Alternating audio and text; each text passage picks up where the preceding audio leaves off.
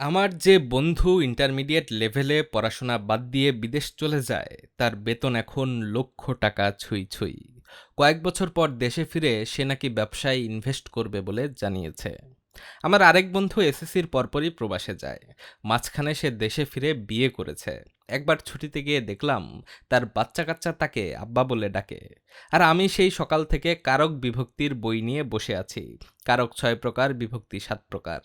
বাবাকে বড্ড ভয় পাই এই বাক্যে বাবাকে হচ্ছে অপাদান কারকে দ্বিতীয়া বিভক্তি। এদিকে খবরে দেখলাম সন্তানদের জন্য আলাদা ইউনিভার্সিটি চেয়েছেন আমলারা। এই খবরটাকে অনেকে নেগেটিভলি নিলেও আমরা কিন্তু খুব পজিটিভলি নিচ্ছি। বিসিএস দিয়ে ক্যাডার হতে চাওয়া মানুষকে কত কষ্টের মধ্য দিয়ে যেতে হয়, তাতে এতটুকু চাওয়া কি তাদের অপরাধ?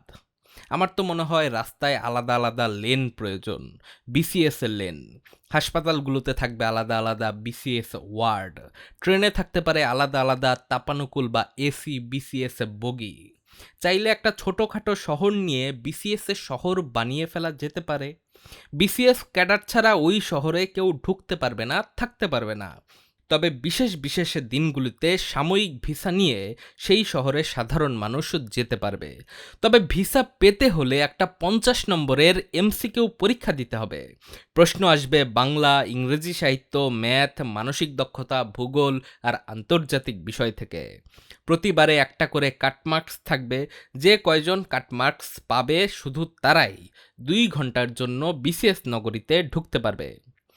আবার শুধু প্রিলিতে ভরসা না রেখে ভাইবার ব্যবস্থাও করা যায়।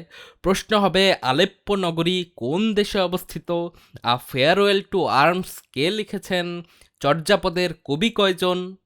এখন যেমন মানুষ বিসিএস ক্যাডার হওয়ার জন্য কোচিং করে, ঠিক তখন ওই বিশেষ শহরে ঢোকার জন্য মানুষ কোচিং করবে, মডেল টেস্ট দেবে। আমাদের বাবা মা যেমন আমাদেরকে রূপকথার পাতালপুরীর গল্প শোনাতেন, আমরা আমাদের ছেলেমেয়েদের শোনাবো ওই আমলাপুরীর গল্প।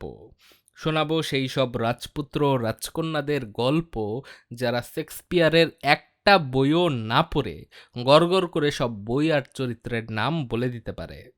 আমাদের বাচ্চা কাচ্চারা সেই রূপকথা শুনে বড় হবে। তাদের জীবনের স্বপ্ন হবে ওই আমলাপুরীতে একটা জায়গা করে নেওয়া।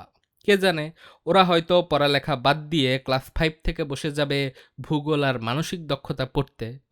দুষ্টুমি থাকবে না, বাদরামি থাকবে না, থাকবে শুধু পড়া আর পড়া। এই রকম উদ্যোগের গুরুত্ব অপরিসীম। আপনি কি বলেন?